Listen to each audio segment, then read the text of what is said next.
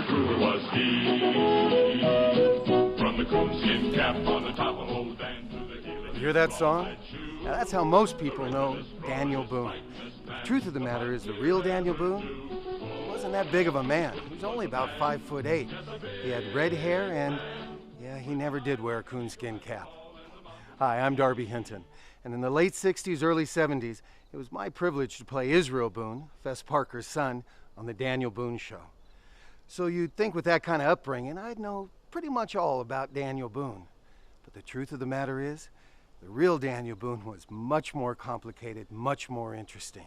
So, let's leave the Hollywood image behind, travel to North Carolina, and follow in the footsteps of the real Daniel Boone. The only trouble is, that song is going to be in my head for the rest of the day.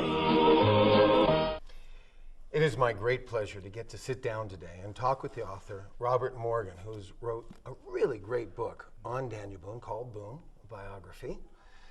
And so, let's get right into it. Now, we all know that Daniel Boone was a big man that could throw a hatchet and split a tree with one stroke, had 2 kids, had his best friend was an Oxford-educated Indian, a Cherokee Indian.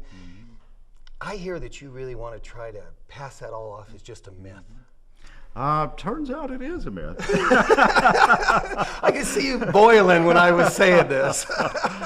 He actually had 10 children, and he was not so big. He was about 5'8", but he was very powerful, and he likely could throw the hatchet quite a ways.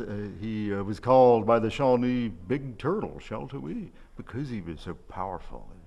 The weight of the world on his shoulders. To some extent. Weight of at least Kentucky. Of Kentucky in the West, indeed. But almost everything people think they know about Daniel Boone is not true. But the real Boone, I discovered, is more interesting and actually more romantic than the legend. He was not the discoverer of Cumberland Gap. He was not the first settler in Kentucky. He did not wear a coonskin cap. He was not the first man to dig ginseng in North America. Now be careful how you talk about my pa, okay?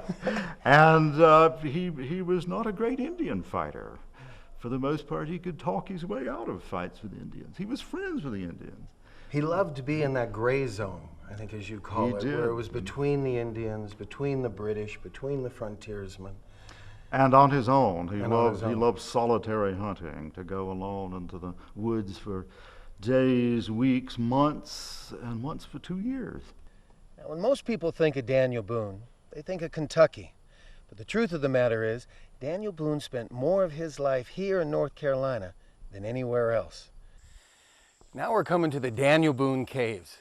This is where the Daniel Boone party, after spending a year on the road, came down from Pennsylvania to settle here. Now you gotta remember, there was 25 of them in the party. So you had 25 people living in this cave for over a year while they could build the cabins. Let's go take a look at it.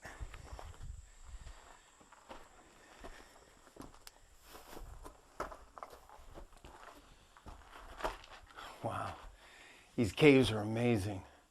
And I say caves because when you get in here, it branches off into a number of chambers. So I guess you had at least a little bit of privacy. And if you look up on the ceiling, you can still see it's black from all the fires that were in here. There's also a nice cool breeze coming in. It's a little warm today in North Carolina, but you come in here and it's like someone turned on the air conditioner. And I also hear that it kept you warm in the winter, so it wasn't too bad.